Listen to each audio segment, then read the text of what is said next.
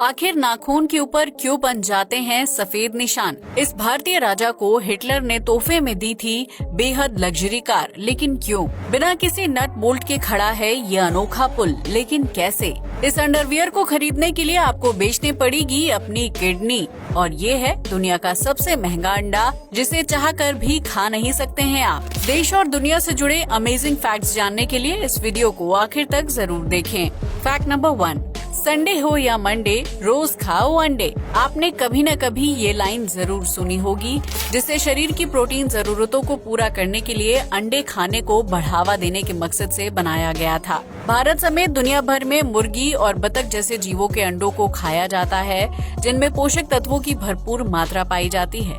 वहीं अंडों की बढ़ती हुई मांग को देखकर मुर्गी के एक अंडे की कीमत तकरीबन 8 से 10 रुपए के बीच हो गई है, जो मध्यम वर्गीय परिवारों को काफी महंगा लगता है। लेकिन आज हम आपको एक ऐसे अंडे के बारे में बताने जा रहे हैं जिसकी कीमत कुछ 100 या 1000 नहीं बल्कि करोड़ों रुपए है। इस अंडे को रॉथस्चाइल्ड फेवेरे एग के नाम से जाना जाता है, जिसकी कीमत 9.6 मिलियन डॉलर यानी भारतीय रुपए में तकरीबन 78 करोड़ रुपए के आसपास है। ये कोई सामान्य अंडा नहीं है, बल्कि इसे बनाने के लिए कीमती हीरो का इस्तेमाल किया गया है और इसके पूरे कवर पर हीरे जड़े हुए हैं। ये एक आर्टिफिशियल अंडा है जिसे घर की साज सजावट के मकसद से बनाकर तैयार किया गया है और इस वजह से इसे खाया नहीं जा सकता है। वहीं दुनिया का दूसरा सबसे कीमती अंडा मायरेज ईस्टर एग है, जिसकी कीमत 8.4 मिलियन डॉलर यानी 69 करोड़ रुपए है। ये अंडा 18 कैरेट प्योर गोल्ड से बना हुआ है, जिसमें 1000 छोटे बड़े हीरे लगे हुए हैं। जबकि दुनिया का तीसरा सबसे महंगा अंडा डायमंड स्टेला ईस्टर एग है, जिसकी कीमत 82 लाख रुपए है, जिसे गोल्ड और हीरे का इस्तेमाल करके बनाया गया है।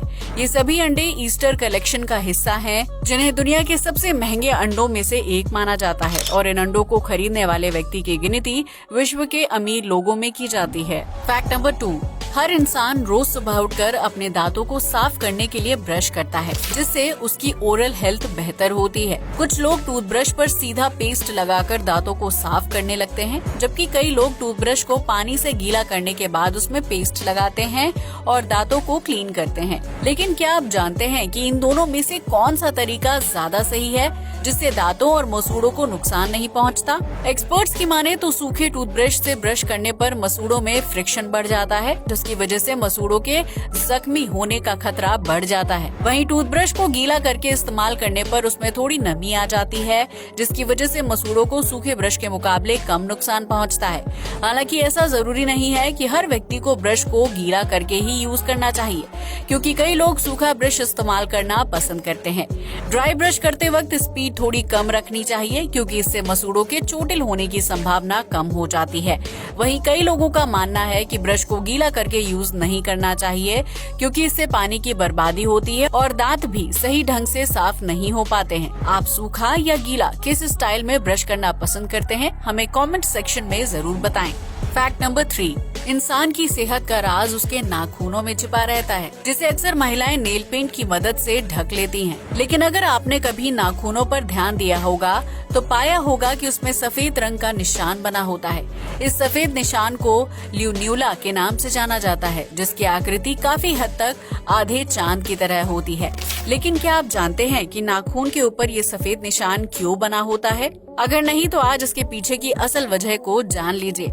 कई लोगों को लगता है कि ये सफेद दाग कैल्शियम की कमी की वजह से बनते हैं, लेकिन ये बात पूरी तरह से सच नहीं। दरअसल इस तरह के सफेद दाग आमतौर पर बच्चों के नाखूनों में ज्यादा देखने को मिलते हैं, जो बॉडी में पोषक तत्वों की कमी और खून में प्रोटीन की मात्रा कम होने की स्थिति में बनते हैं। लेकिन जैसे जैसे बच्चे बड़े होते हैं और उनके शरीर में पोषक तत्वों की पूर्ति होने लगती है, तो ये निशान धुंधले हो जाते हैं। वहीं कुछ लोगों के नाखूनों में बड़े होने के बाद भी सफेद निशान बना होता है, जो बॉडी में मिनरल्स की कमी की तरफ इशारा करता है। लेकिन इस निशान से ज्यादा घबराने की जरूरत नहीं होती है, क्योंकि खानपान की सही आदतों से नाखून के सफेद निशान कम हो जाते हैं। जबकि कुछ लोगों के नाखूनों में हमेशा ही सफेद रंग का निशान देखने को मिलता है। हालांकि अगर ये निशान बच्चे के नाखूनों में लंबे समय तक रहते हैं, तो उस स्थिति में डॉक्टर की सलाह लेना जरूरी हो जाता है। फैक्ट नंबर 4, इस दुनिया में रहने वाले लोगों के जीवन को बनाए रखने में नदियों का अहम योगदान होता है, जो पहाड़ों से निकलती हैं और एक लंबा रास्ता तय करके समुद्र में मिल जाती हैं। यही वजह है कि नदियों की लंबाई काफी ज्यादा होती है, जो अपने रास्ते में पड़ने वाले विभिन्न स्थानों में सिंचाई और पीने के पानी की जरूरतों को पूरा करती हैं। लेकिन क्या आपने कभी दुनिया की सबसे छोटी नदी के बारे में सुना है, जिसकी लंबाई कुछ मीटर है और उसके बाद ये नदी खत्म हो जाती है? अगर नहीं तो हम आपको बता दें कि अमेरिका के मोंटाना राज्य में बहने वाली रो रिवर को दुनिया की सबसे छोटी नदी माना जाता है, जिसकी कुल लंबाई 201 फीट यानी 61 मीटर के आसपास है। रो रिवर का पानी लिटिल माउंटेन रेंज से आता है, जो मुख्य रूप से अंडरग्राउंड स्प्रिंग से मिलकर बनी है। ये नदी शुरू होने के चंद मिनटों बाद ही आगे जाकर मिसूरी नदी में मिल जाती है, जिसे अमेरिका की सबसे लंबी नदी भी माना जाता है। रो रिवर को दुनिया की सबसे छोटी नदी का दर्जा हासिल करवाने के लिए लिंकॉल एलिमेंट्री स्कूल के टीचर और कुछ छात्रों ने 1980 के दशक में एक मुहिम शुरू की थी, जिसके तहत इस नदी का नाम Guinness book of world record में शामिल किया गया था।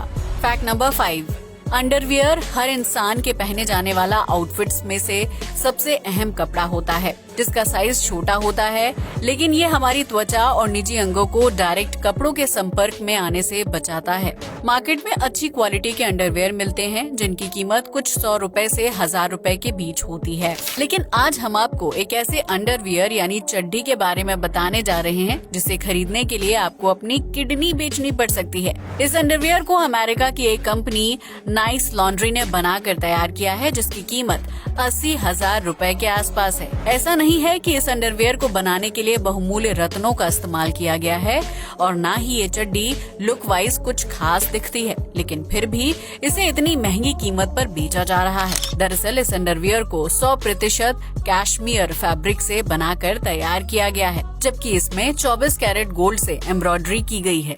इतना ही नहीं, इस अंडरवियर को बनाने का काम हाथों से किया जाता है, इसलिए कारीगरों की मेहनत को सफल बनाने के लिए इसकी कीमत इतनी ज्यादा रखी गई है। ये एक ब्लैक रंग का अंडरवियर है, जिसमें गोल्डन कलर में कंपनी का लोगो बना हुआ है और इसे पहनने के बाद पुरुषों को कंफर्टेबल महसूस होता है। हालांकि इस चड्डी की कीमत इतनी ज्यादा है कि इस रकम में महंगा सूट सिलवाया जा सकता है या फिर एशिया के किसी दूसरे देश में वेकेशन पर जा सकते हैं। फैक्ट नंबर 6, आपने हावड़ा ब्रिज का नाम तो सुना ही होगा, जो पश्चिम बंगाल के कोलकाता शहर में है। इस ब्रिज को कोलकाता की लाइफलाइन कहा जाता है, जिसे ब्रिटिश शासनकाल के दौरान बनाकर तैयार किया गया था और ये पुल आज भी पूरी शानो शौकत के साथ अपनी जगह पर खड़ा है। ये एक कैंटिलीवर ब्रिज है, जिसके ऊपर से गाड़ियां गुजरती हैं और इसके नीचे हर वक्त नाव चलती रहती है। इस पुल को 280 फीट ऊंचे सिर्फ 2 खंभों के ऊपर खड़ा किया गया है, जिनकी आपस में दूरी 1500 फीट के आसपास है। इतना ही नहीं, हावड़ा ब्रिज को बनाने के लिए किसी नट बोल्ट का इस्तेमाल भी नहीं किया गया है, जिसकी वजह से इस पुल को अपने आप में बहुत ही खास माना जाता है। हावड़ा ब्रिज को बने हुए कई साल गुजर चुके हैं, जबकि इस पुल की हालत भी लगातार खराब होती जा रही है। इसकी समय समय पर मरम्मत की जाती है, जबकि कई लोगों का मानना है कि हावड़ा ब्रिज को दिन में 2 बार ठीक 12 बजे के टाइम पर बंद कर दिया जाता है। दरअसल इस पुल को बनाने वाले इंजीनियर्स ने कहा था कि हावड़ा ब्रिज 12 बजे गिर सकता है, लेकिन उन्होंने दिन या रात के समय का जिक्र नहीं किया था। शुरुआती दौर में इस पुल को दोपहर और रात के 12 बजे बंद कर दिया जाता था, लेकिन अब ये पुल 24 घंटे खुला रहता है और इसमें यातायात तेजी से दौड़ते हुए नजर आता है। फैक्ट नंबर 7, हिटलर का नाम सुनते ही ज्यादातर लोगों के दिमाग में एक क्रूर आदमी की छवि उभर कर आती है, जिसने अपनी सनक के चलते ना जाने कितने ही लोगों को मौत के घाट उतार दिया था। वैसे तो हिटलर के जीवन से जुड़े कई राज और बातें अनसुनी हैं, लेकिन आज हम आपको एक ऐसी घटना के बारे में बताने जा रहे हैं जिसके बारे में जानकर आप भी दंग रह जाएंगे। पटियाला के महाराजा भूपिंदर सिंह भारत में काफी ज्यादा चर्चित थे, जिनके ब्रिटिश शासकों से भी अच्छे संबंध हुआ करते थे। 18 साल की उम्र में महाराजा की गद्दी संभालने के बाद भूपिंदर सिंह ने देश विदेश के दौरे किए थे, जबकि साल 1935 में उन्होंने जर्मनी का दौरा किया था। इस दौरान महाराजा भूपिंदर सिंह की मुलाकात हिटलर से हुई थी, जिसके बाद हिटलर को महाराजा का साथ इतना पसंद आया कि वो जर्मनी दौरे के 3 दिन उनसे मिलते रहे।